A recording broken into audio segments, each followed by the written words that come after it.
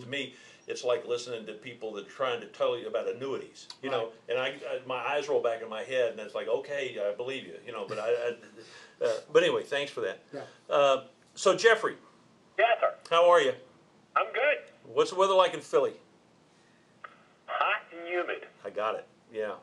See, the reason I like to keep Jeffrey around is like in January, I call him, and I say, Jeffrey, I'm going to the beach today. What are you doing? I'm driving in the snow. And he gives me, you know, I love it. I love it. It gets his. I have a picture of a beach in my office, Richard. Yeah. You need to come back to Houston. I'll take you to Pecos. Okay. All right. Look at that. All right. So now, Jeffrey, so you've got like, okay, you got 500 clients. And last night you said that probably 150 of those are really potential. Well, let's shave that back to 100. Let's save that back to maybe 100 of these folks in your area. Now down here, our minimum deal is about $175 to $200 a month. And that would look like a guy with maybe writing 80 checks, making 10 or 15 deposits, and 5 employees. That guy would be down here about a $200 a month client. Where you are, that's a $300 to $350 a month client. Okay, without counting tax work or back or anything, just monthly, that's what that guy would bring in. So if we converted this guy from now, what do you think? Let's create a hypothetical of someone about that size in business that's netting maybe $70,000 or $80,000 a year. Discretionary income.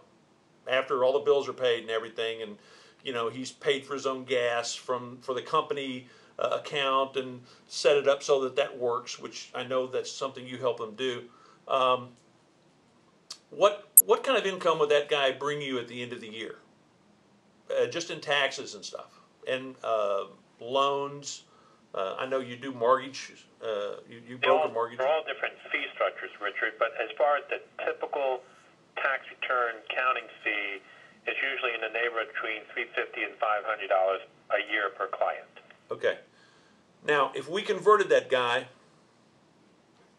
a $300 a month guy, that's an additional $3,600 in write-up work.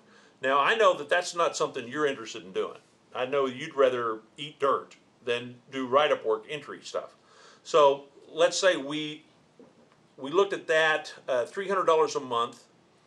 That's probably going to take an entry person about 2 hours a month at, let's say, you get a part-time person or even a full-time person at probably $17 to $20 an hour. Okay. So that's a $40 overhead for this $300 client. And let's say that you went by, what's your billable rate? $125 an hour. Okay, so you go by and spend 30 minutes with this guy. That's $62.50. 62. Thank you very much. I love keeping accountants around. So now you're at you're right at $100 in overhead. You've got a net of $200 a month from this guy. That's $2,400 a year net. Plus a little gasoline money to swing by there. And that's if you go by and schmooze with the guy for 30 minutes a month. Most people do not do that. Most people spend some time on the phone, talking about the return, talking about business climate, you know, talking about one of the things that I know Alan does is he'll look at the type of business it is, and he'll look at what's going on in the stock market and what's going on in the economy, and he'll call just to encourage the guy and explain to him, now look, this is what's going to happen with the gas prices, blah, blah, blah, and give the guy kind of a sense that somebody's looking out for him, okay? In your practice, I want you to run those numbers. When we get off the phone, I want you to run those numbers. Say 100 of those guys. This is a typical deal.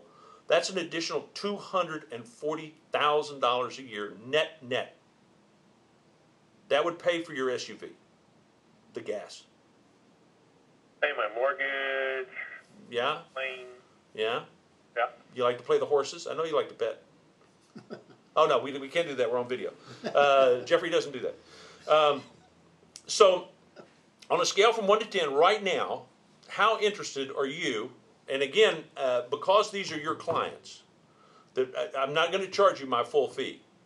But if we can negotiate a fee that's comfortable for you, that will make you buku money even the first year, would you be interested in doing business with me? Absolutely. Okay. I'd be a fool to say no. Thank you very much, because I know you. Now, the last question was, what kind of a recommendation would you give me, even though we haven't done write-up work clients, if someone called you and said, you know, I'm thinking about doing business with this Richard guy. And by the way, I've changed the name of the company. It used to be Richard F. Carpenter and Associates. It's now Client Acquisition Services. And we're getting that done with a new corporation and stuff. So if you get a letter from Client Acquisition Services or something, don't throw it away. It's me. But if you were to give somebody a recommendation to work with Richard, what would you tell them? What kind of? Pretty good for a Texan. Thank you very much. You're From you, that says a lot. Thank you very much. Yvonne, how about you? Yes, definitely. I mean, that's how I was able to grow my business relatively quickly, at a quick rate. Yes, definitely. Alan? Same way. I absolutely, I've already talked to you about Let's Build Austin, so Yeah. I absolutely think that what you do and how you do it is perfect for all accountants. And if I could get you, let's say we get you squared away in Austin, would you be receptive to looking at opening a branch, say, in San Antonio? Absolutely. That's what, 45 minutes from you? 45 minutes, yeah. I'll open branches anywhere you want me to open branches at. Okay. Okay. Well, we can do that, and you'll net money the first year. Yeah, I know that. Yeah. Okay. Anything anybody want to add? I'd be interested in Philadelphia too, Richard. I understand. There's a lot. Everything between Washington, D.C. and Boston is one big town. Jeffrey, it's just one big town. Like your house. It's like you live how far outside of Philly? 20 minutes. Yeah, and then you used to live in Westchester. That's how far out of Philly? 20 minutes. Okay, but everything in between there, it's the same. You could put an office every 20 miles, every 30 miles. Between Washington, D.C. and Boston, and you wouldn't be stepping on your toes. You know, that's just the way that area is up there. Like one gigantic Texas. Well, one big Houston. One big Houston, or one big Philly. It is. You drive from Washington, D.C. to Boston, and you never leave a town. You're always in some town, you know. So anyway, with that, I appreciate your time. In this economy, there's a lot of gnashing of teeth and flailing of arms about a bear market, about gas prices going up.